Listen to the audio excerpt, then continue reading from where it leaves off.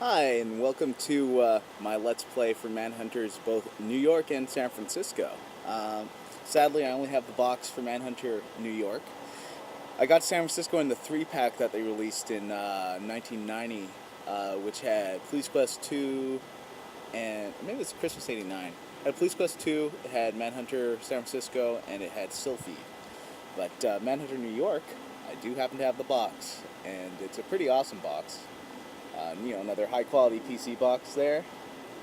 As you can see, it's got a broken down Statue of Liberty, a slightly damaged World Trade Center, and ominous eyes looking over the environment. This was a Radio Shack purchase, as you can tell by the Tandy sticker, and it's got the system requirements over here. So they used to put on games a lot. So yeah, you can see the back of the box is pretty fascinating as well. It's got a picture of Dee Dee, Dave, and Barry Murray, and some screenshots. Let me read it off for you. Be thankful when they eat away your eyes. You'll be spared the sight of what's yet to come. It's a tale of Orwellian horror, humor, and suspense, programmed and designed by Dave Barry and Dee Dee Murray, authors of The Ancient Art of War and The Ancient Art of War at Sea. You can encounter creepy corpses and other spine-tingling surprises. You can compete in a life or death game of chance. And you can view New York from your overhead map display and hang out with some local riffraff. Discover some amazing secrets. A foreboding vision of our planet's future, Manhunter in New York evolves around the life of a detective in New York City 2 years after the alien invasion and consequent world takeover. Contracted by the newly found alien dictatorship, the detective's goal is to track human activities, monitor their movements, and report subversive activities. Manhunter New York, a twist on contemporary adventure games, allows players to choose allegiance between good or evil as the story progresses. Make critical decisions which may change the outcome of the game. Track human activities using an authentic map of New York City and a personal mini-computer which aids in your quest. Travel through haunting locations that are replicas of post-Holocaust Manhattan. Meet characters that are more dubious than any you've met ever in a Sierra game. Wow, that sounds pretty fascinating. Now, one thing they claim is that you can ally yourself with good or evil forces. I have never, ever once found that as a possibility in this game. If there's a way of playing through this game where you can be evil and side with the orbs, I've never seen it. Maybe at least a whole new ending, but I think that's bullcrap. I don't know what you could do to be evil in this game, but it seems pretty linear.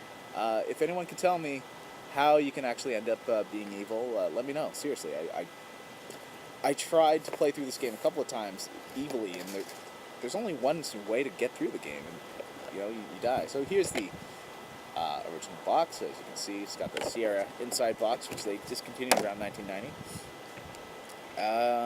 So here, this is Sylphie. This is Manhunter San Francisco. Disc. I think there's 3 discs for Manhunter San Francisco. This is Manhunter 1. Manhunter 1. And there's another Sylphie disc. There's Police Quest 2. And Manhunter San Francisco. There we go. So there's the game discs. San Francisco came on 3 discs.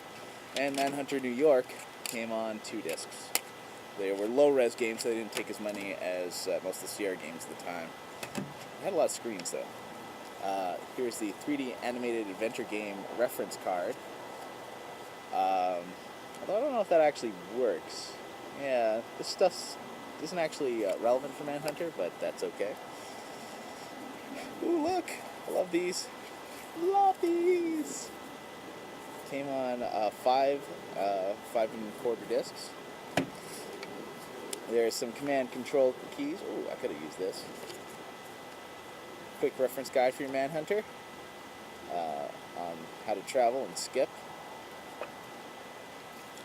Please note, if you're planning on installing Manhunter New York on your hard drive, you need to configure this with files set to 15 or greater. It's true. Never filled in these warranties. Now, I don't have the Manhunter field guide. Once again, I seem to have a bad problem with keeping my manuals or maps. I have one or the other, but I do have the map. It's pretty cool. Using this throughout the game. Comes with a giant map of Manhattan, as you can see, and also has maps of various points of interest within the game. Like there's the museum, which I have handily marked back when I was like 10. And finally, holding this thing is kind of a bugbear, but figure it out. Yeah, something like this. Oh. There we go. That's how we do it. On the back, let's see if we can get this, is the country's only remaining computer game company, Sierra Online, presents its latest arcade game, Halls, Walls, Balls, and Dolls. And this is actually a useful map to the catacombs of Manhunter.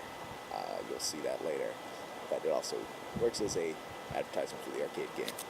Anyway, so I hope you enjoy my Let's Play of Manhunter. And it's very frightening and gory. Don't let your kids watch this unless they're the same age as I was, which is like 10. So let your kids watch it. It's not that bad. And thank you. Thank you for watching. Please feel free to comment and such.